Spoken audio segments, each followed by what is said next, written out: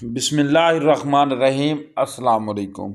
ایک رات سلطان نور الدین زنگی رحمۃ اللہ علیہ نے عشاء کی نماز پڑھی اور سو گئے کہ اچانک اٹھ بیٹھے اور تمام لوگوں سے فرمانے لگے کہ میرے ہوتے ہوئے میرے آقا دو عالم صلی اللہ علیہ وآلہ وسلم کو کون ستا رہا ہے۔ سلطان اس خواب کے بارے میں سوچ رہے تھے جو مسلسل 3 دن سے سلطان کو آ رہا تھا، اور آج پھر چند لمحوں پہلے پھر وہی خواب انہیں آیا جس میں سرکار دو عالم حضرت محمد مصطفیٰ صلی اللہ علیہ وآلہ وسلم نے 2 افراد کی طرف اشارہ کر کے فرمایا کہ یہ مجھے ستا رہے ہیں۔ اب سلطان کو قرار کہاں تھا۔ انہوں نے چند ساتھی اور سپاہی لے کر دمشق سے مدینہ جانے کا ارادہ فرمایا۔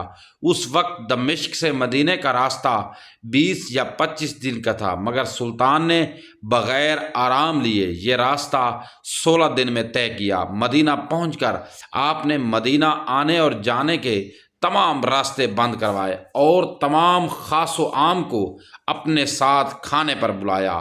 اب لوگ آ رہے تھے اور جا رہے تھے، آپ ہر چہرہ دیکھتے مگر آپ کو وہ 2 چہرے نظر نہ آئے۔ اب سلطان کو فکر لاحق ہوا اور آپ نے مدینہ کے حاکم سے فرمایا کہ کیا کوئی ایسا ہے جو اس دعوت میں شریک نہیں؟ جواب ملا کہ مدینہ میں رہنے والوں میں سے تو کوئی نہیں مگر 2 مغربی زائرین ہیں جو روضہ رسول صلی اللہ علیہ وآلہ وسلم کے قریب ایک مکان میں رہتے ہیں، تمام دن عبادت کرتے رہتے ہیں اور شام کو جنت البقیع میں لوگوں کو پانی پلایا کرتے ہیں، جو عرصہ دراز سے مدینہ میں مقیم ہیں۔ سلطان نے ان سے ملنے کی خواہش ظاہر کی تو دونوں زائر اپنے آپ بہت عبادت گزار ظاہر کرتے تھے۔ ان کے گھر میں تھا ہی کیا، ایک چٹائی اور 2-4 ضرورت کی اشیاء کہ یکدم سلطان کو چٹائی کے نیچے کا فرش لرزتا ہوا محسوس ہوا۔ آپ نے چٹائی ہٹا کے دیکھا تو وہاں ایک سرنگ تھی۔ سلطان نے اپنے ایک آدمی کو سرنگ میں سپاہی بنا کر اترنے کا حکم دیا۔ وہ سرنگ میں داخل ہوئے اور واپس آ کر سلطان کو بتایا کہ یہ سرنگ تو نبی پاک صلی اللہ علیہ وآلہ وسلم کی قبر مبارک کی طرف جاتی ہے۔ یہ سن کر سلطان کے چہرے پر غیظ و غضب کی کیفیت طاری ہو گئی۔ سلطان نے دونوں زائرین سے پوچھا کہ سچ بتاؤ کہ تم کون ہو؟ حیل و حجت کے بعد انہوں نے بتایا کہ وہ یہودی ہیں اور اپنے قوم کی طرف سے تمہارے پیغمبر صلی اللہ علیہ وآلہ وسلم یعنی سردار دو جہاں حضرت محمد مصطفیٰ صلی اللہ علیہ وآلہ وسلم کے جسم اقدس کو چوری کرنے پر مامور کیے گئے ہیں۔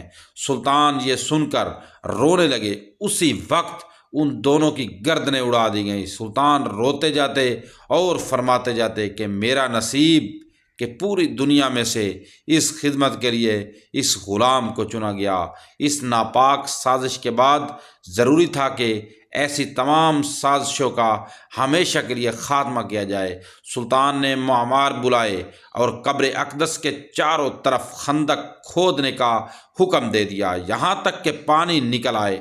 سلطان کے حکم سے اس خندق میں پگھلا ہوا سیسا بھر دیا گیا۔